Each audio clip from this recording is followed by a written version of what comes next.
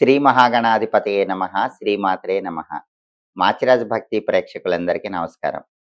ఈనాటి దినఫలం కార్యక్రమంలో ముందుగా నేటి పంచాంగ వివరాలు పరిశీలిద్దాం.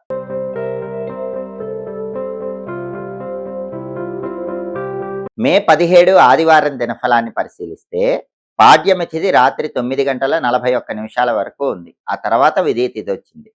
అలాగే కృత్తికా నక్షత్రం మధ్యాహ్నం 2 గంటల 32 నిమిషాల వరకు ఉంది. ఆ తర్వాత రోహిణీ నక్షత్రం వచ్చింది.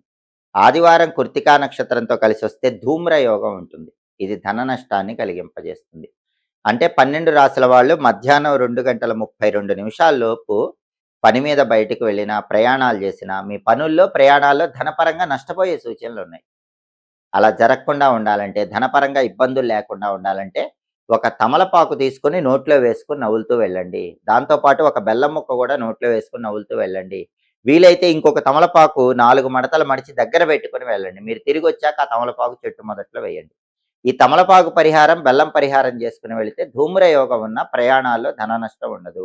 మీ పనుల్లో ధన నష్టం ఉండదు. కార్యసిద్ధి ఏర్పడుతుంది. అలాగే మధ్యాహ్నం 2 గంటల 32 నిమిషాల తర్వాత రోహిణీ నక్షత్రం వచ్చింది. ఆదివారం రోహిణీ నక్షత్రంతో కలిసి వస్తే ధాత్రి యోగం ఉంటుంది. ఇది కార్యసిద్ధిని కలిగిస్తుంది. అంటే మధ్యాహ్నం 2:32 తర్వాత పని మీద వెళ్ళే వాళ్ళు ఎలాంటి పరిహారం చేసుకోక్కర్లేదు. ఎందుకంటే అద్భుతమైన యోగం, ధాత్రి యోగం. మీరు అనుకున్న పనులు చాలా సులభంగా పూర్తవుతాయి. అదేవిధంగా నక్షత్ర బలాన్ని బట్టి కొన్ని ముఖ్యమైన పనులు చేసుకోవచ్చు. దాంతో పాటుగా రాశిచక్రం చార్ట్లో గ్రహాల స్టేటస్ బట్టి కూడా కొన్ని పనులు చేసుకోవచ్చు. రాశిచక్రం చార్ట్లో గ్రహాల స్టేటస్ తీసుకుంటే ఆదివారానికి, కృత్తికా నక్షత్రానికి రెండిటికి అధిపతైన సూర్యుడు వృషభ రాశిలో, శుక్రుడి ఇంట్లో, శత్రువు ఇంట్లో ఉన్నాడు. కాబట్టి తండ్రి వైపు బంధువులతో ద్వాదశ రాశుల వాళ్ళు జాగ్రత్తగా మాట్లాడండి. లేకపోతే వాళ్ళతో డిస్ప్యూట్స్ వచ్చే అవకాశం ఉంటుంది. వాళ్ళ వల్ల ఇబ్బందులు వచ్చే అవకాశం ఉంటుంది. అలాగే ఎవరు కూడా ప్రమోషన్ల కోసం పై అధికారుల ఇళ్లకు వెళ్ళి మాట్లాడేటప్పుడు ఆవేశంగా మాట్లాడకండి. ఎందుకంటే అధికారుల ఆగ్రహానికి గురయ్యే అవకాశం ఉంటుంది. ఆదివారానికి, కృత్తికా నక్షత్రానికి అధిపతైన సూర్యుడు శత్రువు ఇంట్లో, శుక్రుడి ఇంట్లో ఉన్నాడు కాబట్టి ఈ జాగ్రత్త తీసుకోవాలి. అలాగే రోహిణీ నక్షత్రానికి అధిపతైన చంద్రుడు వృషభంలో, శుక్రుడి ఇంట్లో ఉన్నాడు. ఇది అనుకూలమే. కాబట్టి ఎవరైనా ప్రేమ వ్యవహారాలు విజయవంతం చేసుకోవటానికి ఈరోజు బలం ఉంది. లవ్ ప్రపోజల్స్ చేయటానికి ఈరోజు బలం చాలా అద్భుతంగా ఉంది. ప్రేమికులకు బాగా కలిసి వచ్చే రోజుగా చెప్పుకోవాలి. అలాగే సాఫ్ట్వేర్ రంగంలో ఉన్న వాళ్ళకు కూడా కలిసి వచ్చే రోజు. వాళ్ళు ఏదైనా లైఫ్ టర్నింగ్ డెసిషన్స్ తీసుకోవటానికి కూడా చంద్రుడి వృషభ క్షేత్ర స్థితి చాలా అద్భుతంగా యోగిస్తుంది. అదేవిధంగా నక్షత్ర బలాన్ని బట్టి ఏ పనులు చేయవచ్చు అనే విషయాన్ని పరిశీలిస్తే కృత్తికా నక్షత్రం మధ్యాహ్నం 2 గంటల 32 నిమిషాల వరకు ఉంది. ఈ కృత్తికా నక్షత్రం ఉన్న సమయంలో ఎవరైనా సరే హోమాలు చేయించుకుంటే చాలా మంచిది. ఆపరేషన్లు కూడా చేయించుకోవచ్చు. 100% ఆపరేషన్లు విజయవంతం అవుతాయి. కోర్టు సంబంధమైన వ్యవహారాలకు కూడా కృత్తికా నక్షత్రం మంచిది. గ్యాంబ్లింగ్లో ఇన్వెస్ట్మెంట్లు చేయడానికి కూడా కృత్తికా నక్షత్రం మంచిది. అంటే share market, online trading, speculation, bitcoin ఇలాంటి గ్యాంబ్లింగ్లో ఇన్వెస్ట్మెంట్లు చేసి ధనం బాగా లాభకరమైన రీతిలో పొందటానికి కూడా ఈ కృత్తికా నక్షత్రం అనుకూలిస్తుంది.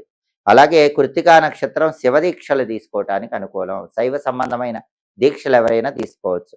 అలాగే మౌనవ్రతానికి మంచిది. కృత్తిక ఉన్నప్పుడు మౌనవ్రతం చేస్తే చాలా మంచి ఫలితం ఉంటుంది. గురువు దగ్గర మంత్రోపదేశం తీసుకోవటానికి కూడా కృత్తిక మంచిది. కాబట్టి కృత్తికా నక్షత్ర బలాన్ని బట్టి మధ్యాహ్నం 2:32 నిమిషాల్లోపు ఈ పనులన్నీ చేసుకోవచ్చు. మధ్యాహ్నం 2:32 తర్వాత రోహిణీ నక్షత్రం వచ్చింది. రోహిణీ నక్షత్ర బలాన్ని బట్టి కూడా కొన్ని పనులు చేసుకోవచ్చు. రోహిణీ నక్షత్ర బలాన్ని బట్టి కంప్యూటర్, జ్యోతిష విద్యలు నేర్చుకోవటానికి అనుకూలం.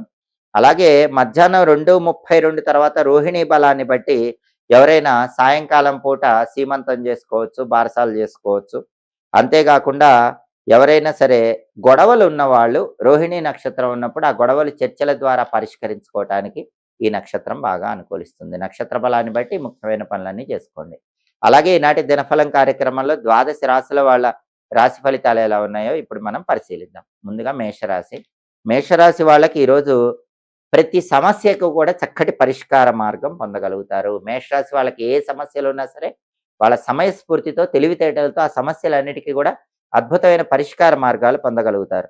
స్నేహితులను కలుసుకొని వాళ్ళతో కీలకమైన చర్చలు చేసి మంచి లాభాలు పొందగలుగుతారు. తదుపరి వృషభ రాశి. వృషభ రాశి వాళ్ళకి ఈరోజు ధన వ్యయం ఎక్కువగా ఉంది కాబట్టి ధనాన్ని ఖర్చు పెట్టేటప్పుడు కొంచెం ఆలోచించి జాగ్రత్తగా ధనాన్ని ఖర్చు చేసుకోవాలి. శారీరకంగా, మానసికంగా కొన్ని బాధలు ఉన్నప్పటికీ వాటిని అధిగమించే ప్రయత్నం చేయటం, ఆత్మవిశ్వాసంతో ముందడుగు వేయటం వృషభ రాశి వాళ్ళకి అవసరం. తదుపరి మిథున రాశి. మిథున రాశి వాళ్ళకి ఈరోజు బంధువులతో అకారణ ద్వేషములు పెరిగే అవకాశం ఉంది. తస్మాత్ జాగ్రత్త. బంధువులతో జాగ్రత్తగా మాట్లాడే ప్రయత్నం చేయండి. అలాగే స్థానచలనం కనిపిస్తోంది. ఉన్న ప్రాంతం విడిచిపెట్టి వేరే ప్రాంతానికి వెళ్ళటానికి చేసే ప్రయత్నాలు మిథున రాశి వాళ్ళకు అనుకూలిస్తాయి. కొంతమంది మిమ్మల్ని చేస్తున్న పనుల్లో వ్యతిరేకిస్తూ ఉంటారు. అటువంటి వాళ్ళని పట్టించుకోకండి. మీ పని మీరు చేసుకొని వెళితే వాళ్ళ తప్పు వాళ్ళే తెలుసుకుంటారు. తదుపరి కర్కాటక రాశి. కర్కాటక రాశి వాళ్ళకి ఈరోజు ప్రధానంగా బంధుమిత్రులతో అకారణంగా ఇబ్బందికర పరిస్థితులు ఎదురయ్యే సూచనలు, వాళ్ళతో గొడవలయ్యే అవకాశాలు ఉన్నాయి కాబట్టి బంధువులతో గాని, మిత్రులతో గాని కర్కాటక రాశి వాళ్ళు మాట్లాడేటప్పుడు జాగ్రత్తగా మాట్లాడుకోండి. గొడవలు రాకుండా మాట్లాడుకోండి. అలాగే దూర ప్రాంతాలకు వెళ్లి జీవనోపాధి కొనసాగించడానికి చేసే ప్రయత్నాలు కర్కాటక రాశి వాళ్ళకి ఈరోజు అద్భుతంగా యోగిస్తాయి. తదుపరి సింహరాశి. సింహరాశి వాళ్ళకి ఈరోజు అనారోగ్య భావనలు వెంటాడుతూ ఉంటాయి కాబట్టి ఆరోగ్యపరంగా ప్రత్యేకమైన జాగ్రత్తలు తీసుకోవటం మంచిది. శారీరక శ్రమ పెరుగుతుంది. ఆ శ్రమను, ఒత్తిడిని తట్టుకొని ముందడుగు వేసే ప్రయత్నం చేయాలి. తదుపరి కన్యారాశి. కన్యారాశి వాళ్ళకి ఈరోజు దూర ప్రాంతాలకు ప్రయాణాలు చేసే అవకాశం ఎక్కువగా ఉంది. దూర ప్రాంతాలకు ప్రయాణాలు చేసి ఆ ప్రయాణాల వల్ల మంచి లాభాలు పొందగలుగుతూ ఉంటారు. మానసికంగా సంతోషంగా ఉంటారు. మనస్సు అనేది కన్యారాశి వాళ్ళకి ఈరోజు చాలా ప్రశాంతంగా, హాయిగా ఉండటానికి అవకాశాలు ఎక్కువగా ఉన్నాయి. తదుపరి తులారాశి. తులారాశి వాళ్ళకి ఈరోజు వృధా కాలక్షేపములు పెరిగే అవకాశం ఎక్కువగా ఉంది. అనవసరంగా కాలాన్ని వృధా చేస్తూ ఉంటారు. అలా చేయకుండా కాలాన్ని సద్వినియోగం చేసుకునే ప్రయత్నం చేస్తే అద్భుతమైన ఫలితాలు తులారాశి వాళ్ళు పొందగలుగుతారు. కుటుంబ సౌఖ్యం ఉంటుంది. తులారాశి వాళ్ళ కుటుంబ జీవితం ఈరోజు ఆనందదాయకంగా ఉంటుంది. కుటుంబంలో విభేదాలన్నీ తొలగిపోతాయి. వాళ్ళతో కలిసి ఆనందంగా కాలాన్ని గడుపుతూ ఉంటారు. తదుపరి వృశ్చిక రాశి. వృశ్చిక రాశి వాళ్ళకి ఈరోజు వృత్తి వ్యాపారాల్లో సామాన్యమైనటువంటి ధనలాభం కనిపిస్తోంది. ఉద్యోగమైనా, వ్యాపారమైనా అద్భుతమైన ధనలాభం లేకపోయినా వృశ్చిక రాశి వాళ్ళకి చేస్తున్న పనిలో కొంతమేరకు ధనలాభాన్ని అయితే పొందగలుగుతారు. తదుపరి ధనుస్సు రాశి. ధనుస్సు రాశి వాళ్ళకి ఈరోజు ధనలాభం బాగుంది. ఆదాయ మార్గాలు పెరుగుతాయి.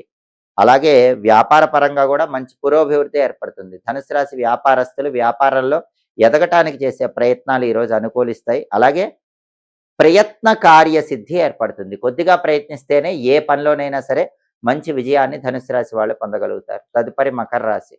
మకర రాశి వాళ్ళకి ఈరోజు ప్రతి పనిలో కూడా సుఖము, శాంతి, సౌఖ్యము లభించే సూచనలు ఉన్నాయి. అలాగే ఉద్యోగ ప్రాప్తి యోగం ఉంది. అంటే మకర రాశి నిరుద్యోగులు ఎవరైనా సరే ఇంటర్వ్యూలకు వెళితే ఖచ్చితంగా ఇంటర్వ్యూలో సెలెక్ట్ అయ్యి జాబ్ వచ్చే అవకాశం ఎక్కువగా ఉంది. అలాగే ధనలాభం కూడా ఉంది. రకరకాల మార్గాల్లో ధనాన్ని సంపాదించడానికి చేసే ప్రయత్నాలు మకర రాశి వాళ్ళకి చక్కగా అనుకూలిస్తాయి. తదుపరి కుంభరాశి. కుంభరాశి వాళ్ళకి ఈరోజు సంఘంలో గౌరవ మర్యాదలు పెరుగుతాయి. కీర్తి ప్రతిష్టలు పెరుగుతాయి. ధనలాభం చేకూరుతుంది. ఆదాయ మార్గాలు పెరుగుతాయి. కార్యసిద్ధి ఏర్పడుతుంది. అనుకున్న పనులు అనుకున్నట్లు కుంభరాశి వాళ్ళు దిగ్విజయంగా సులభంగా పూర్తి చేసుకోగలుగుతారు. తదుపరి మీనరాశి. మీనరాశి వాళ్ళకి ఈరోజు విద్యార్థులకు శ్రమ ఎక్కువగా ఉంటుంది. విపరీతంగా కష్టపడితేనే ర్యాంకులు పొందగలుగుతారు. విద్యార్థులు ఎవరైనా సరే అధిక శ్రమను తట్టుకొని విద్యారంగంలో ముందుకు వెళ్లే ప్రయత్నం చేయాలి. అలాగే ఆరోగ్యం బాగుంటుంది. అనారోగ్య సమస్యల నుంచి చాలా సులభంగా మీనరాశి వాళ్ళు ఈరోజు బయటపడగలుగుతారు. 12 రాశుల వాళ్ళు అనుకున్న పనులు అనుకున్నట్లు దిగ్విజయంగా పూర్తి కావాలంటే ఈ రోజు నుంచి అధిక జ్యేష్ఠ మాసం ప్రారంభమవుతోంది కాబట్టి అధిక మాసం అంటే చాలా శక్తివంతమైన మాసం కాబట్టి అధిక మాసంలో చదువుకునే మంత్రం మామూలు సమయంలో చదువుకునే మంత్రం కంటే ఎక్కువ ఫలితాన్ని ఇస్తుంది కాబట్టి ఇది విష్ణుప్రియమైన మాసం కాబట్టి విష్ణుప్రియమైనటువంటి ఈ మాసంలో మొట్టమొదటి రోజు అధిక జ్యేష్ఠ మాస ప్రారంభం సందర్భంగా ఓం పురుషోత్తమాయ నమః అనే మంత్రాన్ని 21 సార్లు చదువుకుని వెళితే ద్వాదశ రాశుల వాళ్ళకి అఖండ విజయం చేకూరుతుంది. ఎందుకంటే అధిక మాసాన్ని పురుషోత్తమ మాసం అనే పేరుతో పిలుస్తారు. ఈ మాసంలో విష్ణుమూర్తి పురుషోత్తముడు అనే పేరుతో భక్తులను అనుగ్రహిస్తాడు. అందుకే ద్వాదశ రాశుల వాళ్ళు ఓం పురుషోత్తమాయ నమః ఈ మంత్రం 21 సార్లు చదువుకుని వెళ్ళండి. విష్ణు కృప వల్ల కార్యసిద్ధి ఏర్పడుతుంది. వృత్తిలో అద్భుతంగా రాణించవచ్చు. అలాగే ఆదివారం కాబట్టి ఉదయం 6 నుంచి 7 మధ్యలో, మధ్యాహ్నం 1 నుంచి 2 మధ్యలో, రాత్రి 8 నుంచి 9 మధ్యలో రవిహోర ఉన్న సమయంలో అడ్వెంచరస్ పనులు, సాహసోపేతమైనటువంటి కార్యక్రమాలు చేయడానికి బలం ఉంది. కొత్తగా ఉద్యోగ ప్రయత్నాలు చేయడానికి, అప్లికేషన్లు రాయడానికి కూడా రవిహోర మంచిది. వైద్యులను కలుసుకొని వాళ్ళ సలహాలు సూచనలు తీసుకోవటానికి, లీడర్లను కలుసుకొని వాళ్ళ సలహాలు సూచనలు తీసుకోవటానికి రవిహోర మంచిది.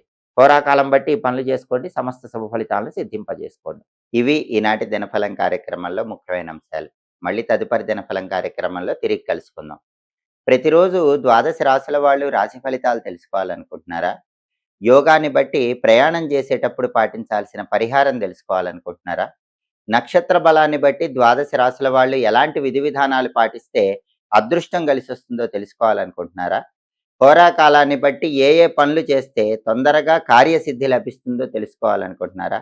అయితే మా మాచిరాజు భక్తి ఛానల్ తప్పకుండా చూడండి. మా వీడియోస్ మీకు నచ్చినట్లయితే మా ఛానల్ లైక్ చేయండి, కామెంట్ చేయండి. మా ఛానల్ వీడియోస్ 10 మంది మిత్రులకు షేర్ చేయండి. మా ఛానల్ సబ్స్క్రైబ్ చేసుకోండి. పక్కనున్న బెల్ సింబల్ నొక్కటం మాత్రం మర్చిపోకండి. సర్వే జనాః సుఖినో భవంతు. స్వస్తి.